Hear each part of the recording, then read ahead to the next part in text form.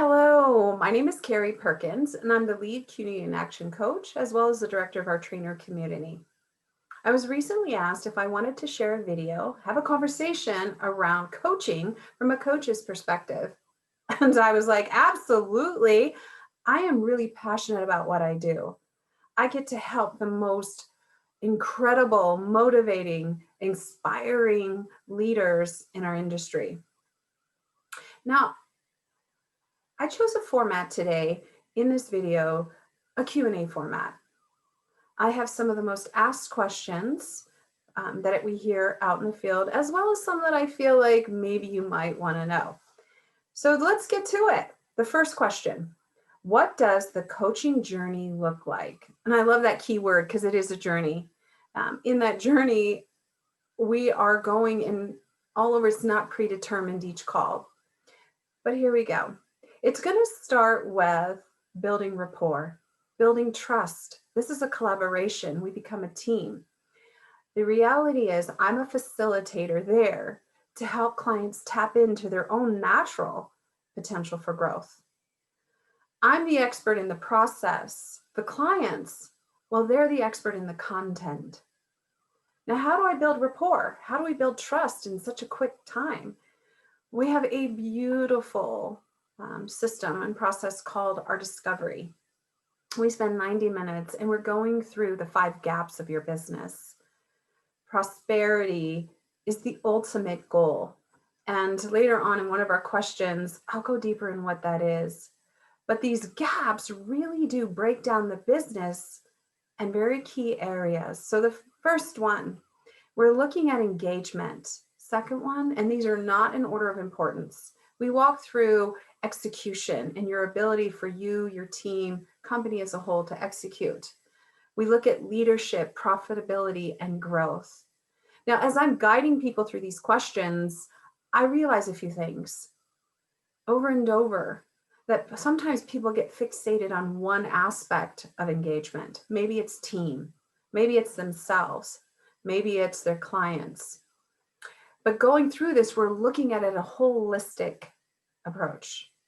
When we walk into or guide you into profitability, well, sometimes people look at just the bottom line, look at that percentage point. But profitability can be defined in so many different ways, as well as leadership and growth and execution.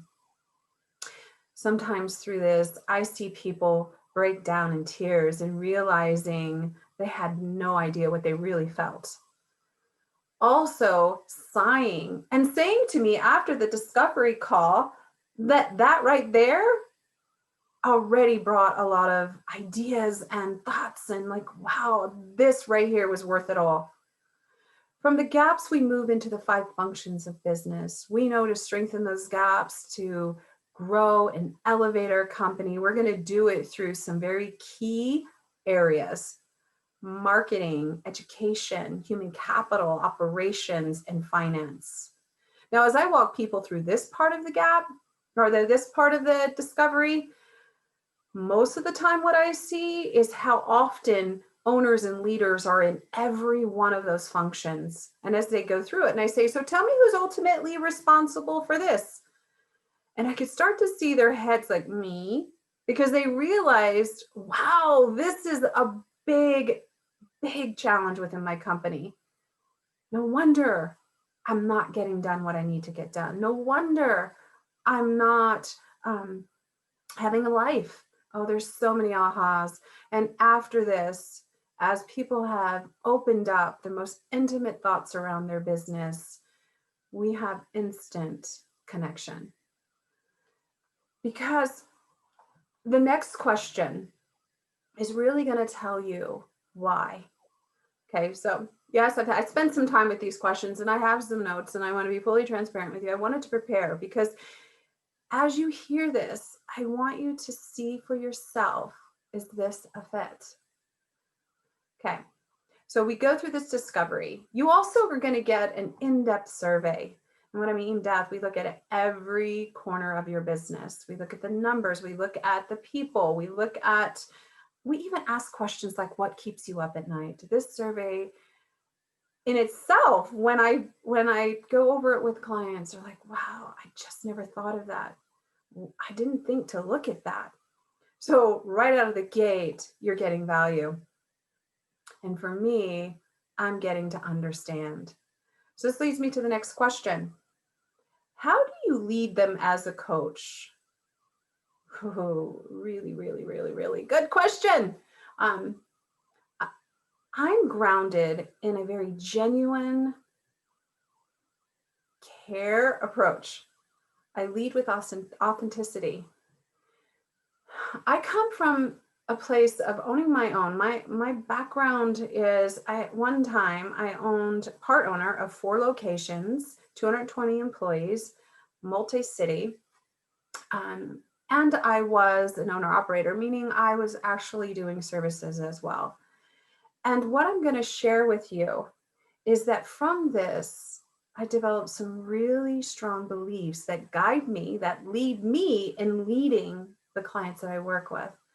You want to know what some of those beliefs are? Thought you'd never ask. Well, number one, I believe that there's not one approach that fits every. It's not cookie cutter. One size doesn't fit all. And even within a coaching client relationship, every call is different. One approach isn't going to work on the next call because where you're at is different.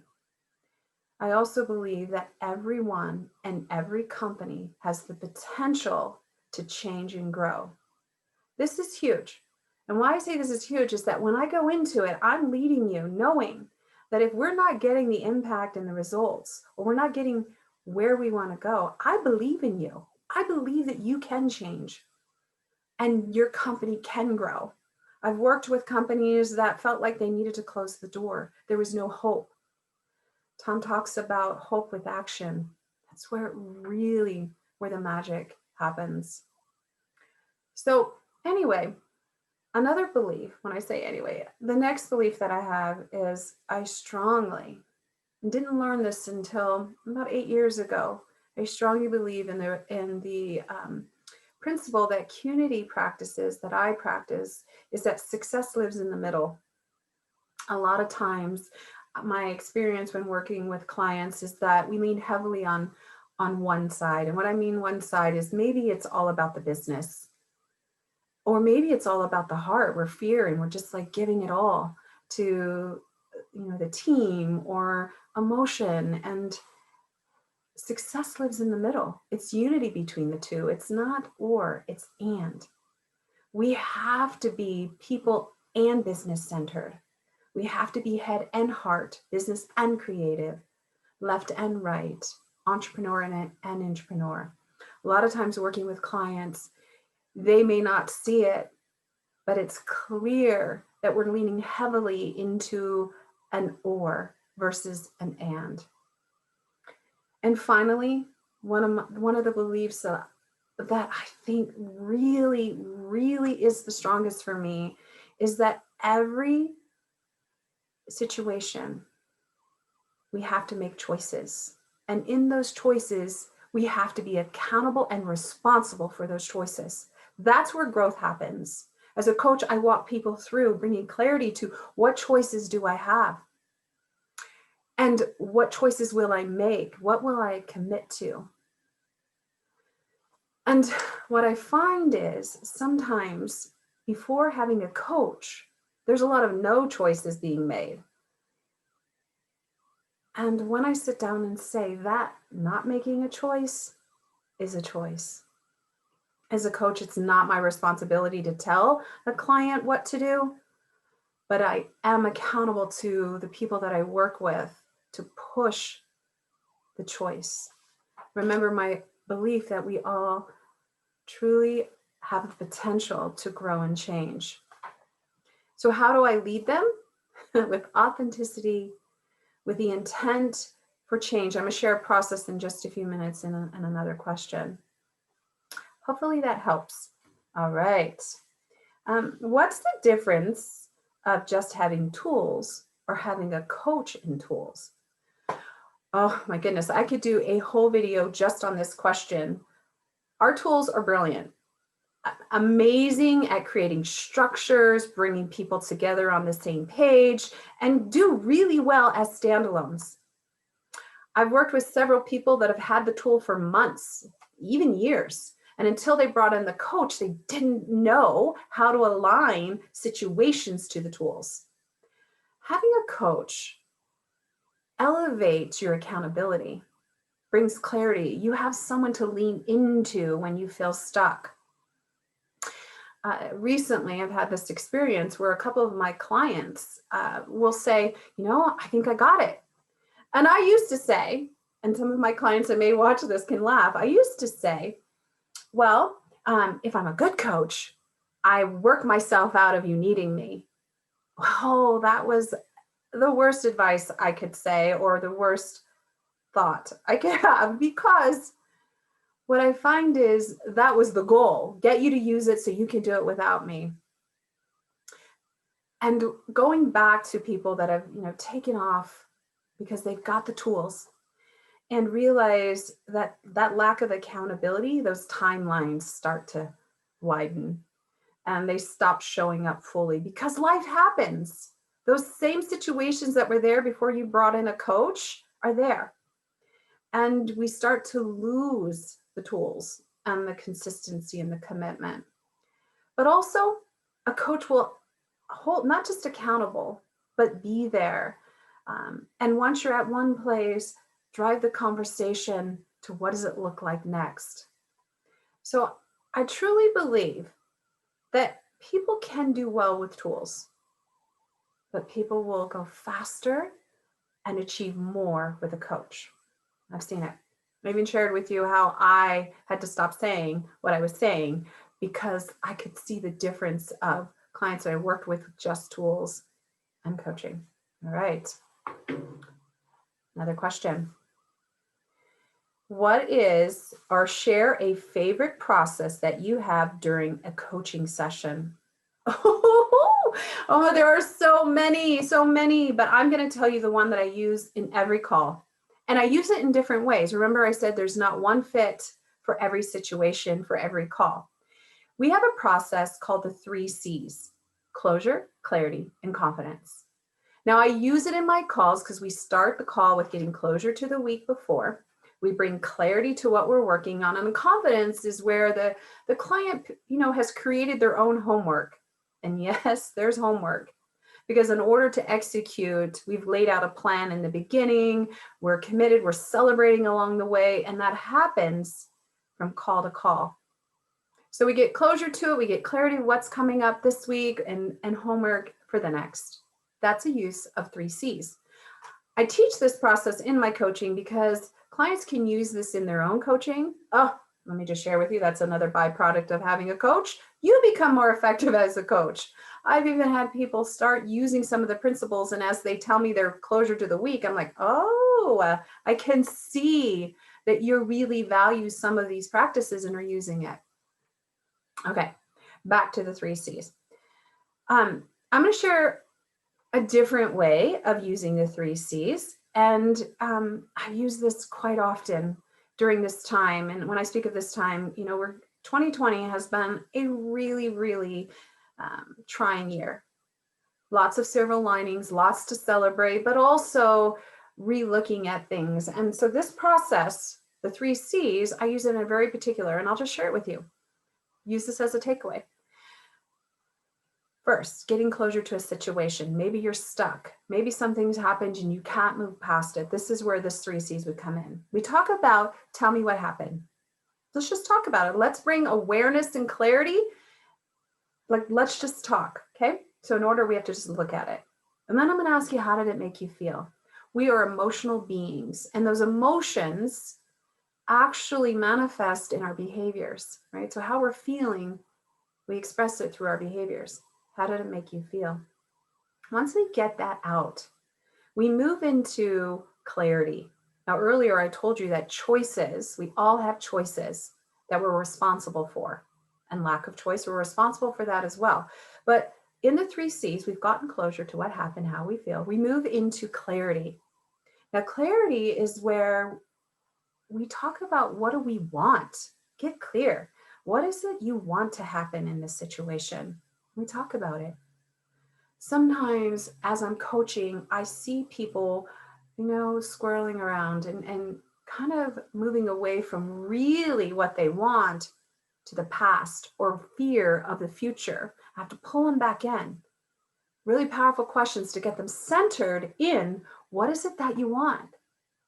I know you're afraid. I know that that happened, but what do you want? And from there, how would it make you feel if that actually happened?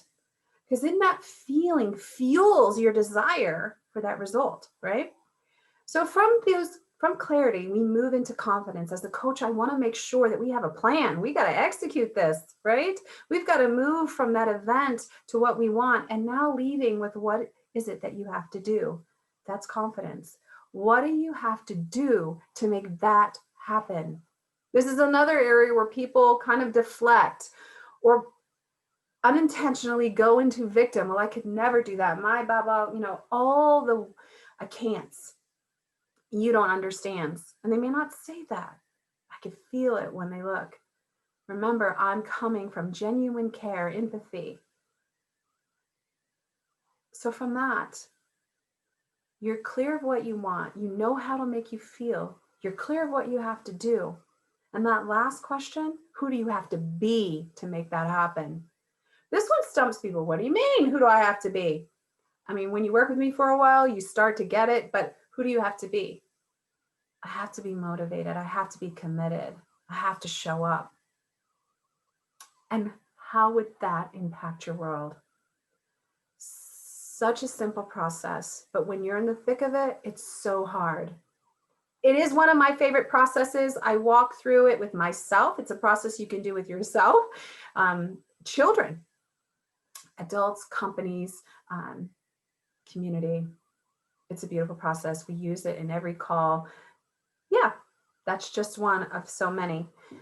And my last question, and there were so many, and I'm here. You can email Qnity and ask more, but the last question I want to leave you with is, what is your goal for your clients when you are in the coaching experience?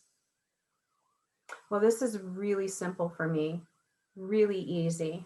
My goal is to bring unity to the world. Unity. I want to make a difference.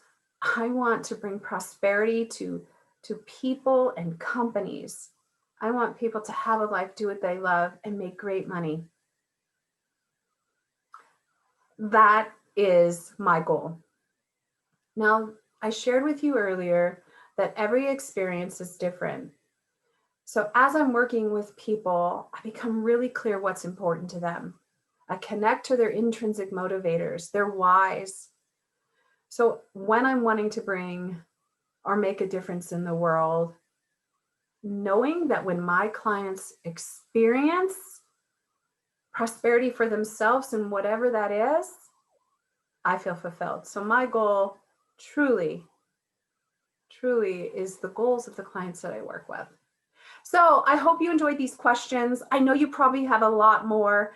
Please email us if you do. Message what you loved about this. And I hope that you have the very best day and you're living the life of prosperity. Thank you.